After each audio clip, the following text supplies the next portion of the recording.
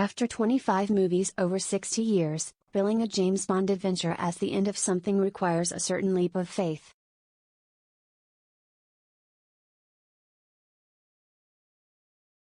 Still, Daniel Craig's yeoman service comes to its conclusion with No Time to Die, a big and lengthwise bloated epic that includes the desired bells and whistles, which, despite its flaws, should buy the movie considerable goodwill from an audience that has waited, and waited, for it.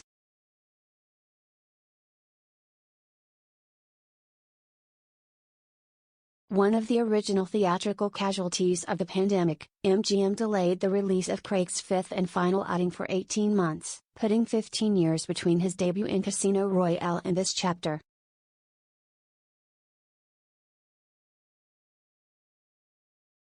While he hasn't lost a step, his editions of Bond have never quite equaled that dazzling introduction, and No Time to Die is no exception.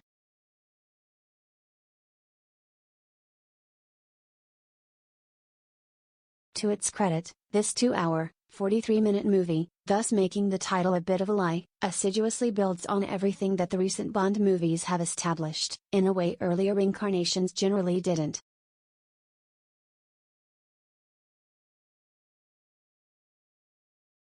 That has deepened the character, allowing Bond to experience grief, loss and love without hitting the reset button, the recurrence of the villainous Blofeld notwithstanding.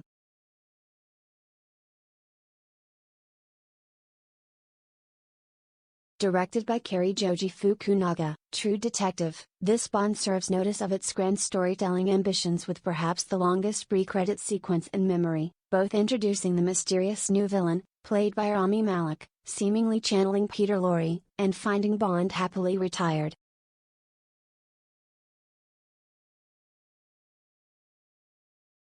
Of course, his post-service bliss can't last, as M. Ralph Fiennes, and his CIA pal Felix Leiter, Jeffrey Wright, both endeavor to lure him back on a mission that involves a terrible bioweapon, maybe not the best time for that particular plot, and his old nemesis at Spectre, bringing back Madeleine Swann, Léa Seydoux, and the now incarcerated Blofeld, Christoph Waltz, from that 2015 movie.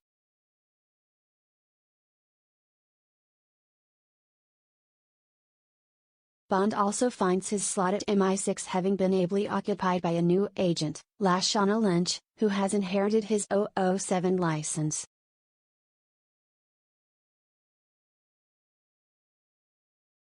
Yet while Lynch makes a strong addition, their squabbling banter is relatively weak, and merely adds to the abundance of moving parts that the even more convoluted than usual plot has to service.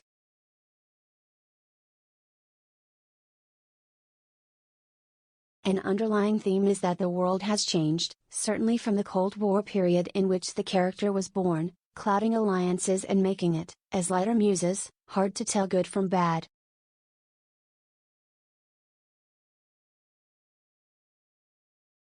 That measure of complexity, however, hasn't enhanced a formula built on world-threatening villains and muscular action.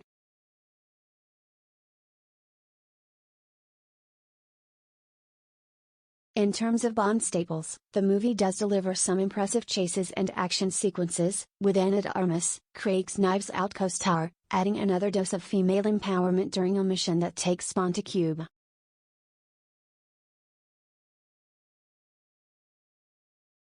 Still, No Time to Die feels as if it's working too hard to provide Craig a send-off worthy of all the hype associated with it, an excess that might be summed up as simply, finally, by taking too much time to reach the finish.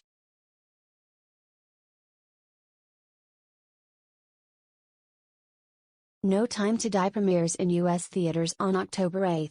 It's rated PG-13.